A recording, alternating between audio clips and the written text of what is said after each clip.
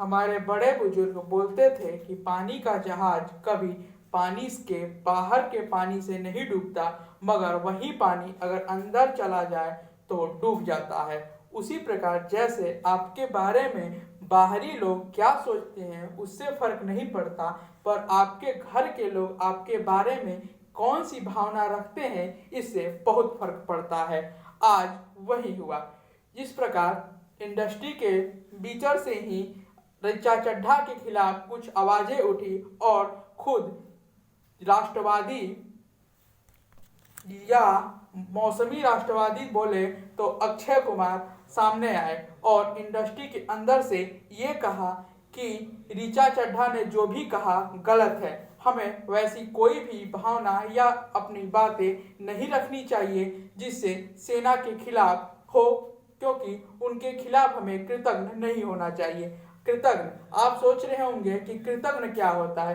कृतज्ञ मतलब होता है एहसान फरामोश। जी हाँ, एहसान फरामोशी नहीं करनी चाहिए, क्योंकि ऋचा चड्ढा के बयान के बाद से ही देश में कुछ बातें उठने लगी थी। आप सोच रहे होंगे कि अक्षय कुमार, जिसे अभी भी भारत के इंडस्ट्री में आज भी उनको भावनाएं, उनके खिलाफ भावनाएं हैं, उनके पक्ष में क्यों बोला जा रहा है। भैया, उनके पक्ष में नहीं बोलना चाहिए, लेकिन ऐसा नहीं है। अक्षय कुमार शुरू से ही सेना के पक्ष में तो खड़े होते हैं और इस बात पे उनकी तारीफ तो बनती है। जी हाँ, बनती तो है। हाँ, माना कि वो हिंदू विरोधी अवश्य हैं और इस बात से उनके पापों को माफ नहीं किया जा सकता और वे हमेशा ही हिंदू विरोधी जो कार्य किए हैं उनके लिए उनकी फिल्मों का बहिष्कार करना हो तो करता रहना चाहिए। लेकिन अक्षय कुमार अचानक ऐसे निकलकर क्यों बोले कराची उड के खिलाफ, जिसे आप उर्दू फिल्म इंडस्ट्री भी कह सकते हैं। क्योंकि यही उर्दू फिल्म इंडस्ट्री 26/11 के हमले के बाद कहे या फिर ताज पर हमला जो 26/11 को ही हुआ था, या इसके अलावा कई ऐसे कश्मीर फाइल्स के खिलाफ खड़ी रहने वाली टीम और भारत में हमलों के बाद भी पाकिस्तान की तारीफ करने वाली उर्दू फिल्म इंडस्ट्री अचानक उनके खिलाफ क्यों आ गई। कारण ये हो सकता है कि अक्षय कुमार के अब रिटायर का समय आ गया है और वो अपने कुछ पापों को धोना चाहते हो सकता है। लेकिन ये आपको पता है, हमें पता है, लेकिन उनके फिल्मों में पैसा लगाने वाले कराची के लोगों को पता तो नहीं है। इससे वो नाराज तो अवश्य हुए होंगे। अक्षय कुमार के बोलने के बाद मौसमी राष्ट्रवादी अनुपम खेर और विवेक अग्निहोत्री भी सामने आए और विवेक अग्निहोत्री ने बोला कि हमें ऐसी कोई भी कार्य नहीं बोलना चाहिए फेमस होने के लिए जो कि सेना का अपमान करे। ये बोलना कायर लोगों की पहचान है।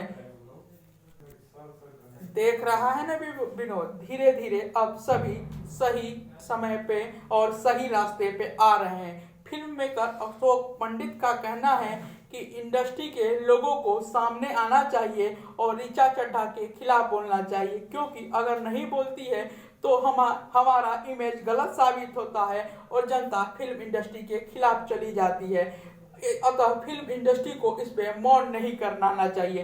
अशोक पंडित के इस बयान ने तो जो लोग मौन हैं उनका चीरहरण का आखिरकार काम कर दिया।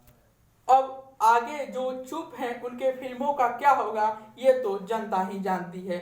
ऐसा नहीं है कि जनता फिल्म इंडस्ट्री के खिलाफ ही आई, क्योंकि जो लोग ऋचा चड्ढा से जुड़े हुए हैं उस इंडस्ट्री के खिलाफ भी आई। और जैसे कि मामा अर्थ ने उड़ता हुआ तीर लिया और उसने कहा कि ऋचा चड्ढा गलवान का नाम लेकर ये कह रही थी कि हमारे वीर जैसे गलवान में लड़े थे पाकिस्तान से लड़कर पीओके ले लेंगे। जनता ने उसे भी आड़े हाथ दिया। मामा अर्थ, आप सोच रहे होंगे कि ये कंपनी क्या प्रोडक्ट बेचती है, मैं नहीं जानता और जानना भी नहीं चाहता, क्योंकि जो बी ग्रेड की flop film actor Richa Chadha को अपना ब्रांड एम्बेसडर रखी हो, वो कंपनी क्या बेचती होगी ये तो भगवान ही जानते हैं। इतना ही नहीं, हमारे देश की विपक्ष की सबसे बड़ी पार्टी कांग्रेस ये भी ऋचा चड्ढा के समर्थन में आ गई और कहने लगी कि अब ऋचा चड्ढा का समर्थन डायरेक्ट तो नहीं कर सकती थी, अतः वे अक्षय कुमार के खिलाफ आई और बोलने लगी कि अब एक विदेशी बताएगा कि हमें देश की सेना का सम्मान कैसा करना चाहिए। अरे हाँ, वही कांग्रेस जिसकी राजमाता आज भी नर्मदा को नरमादा और लोकतंत्र को लोकतंत्र बोलती है। आज का ज्ञान इस प्रकार है कि सेना का सम्मान जो लोग नहीं करते या देश के जो भी खिलाफ है, उन्हें आपको क्या करना है और उनके फिल्म हो या उनका प्रोडक्ट, उनके साथ क्या करना है आप सही से जानते हैं। धन्यवाद।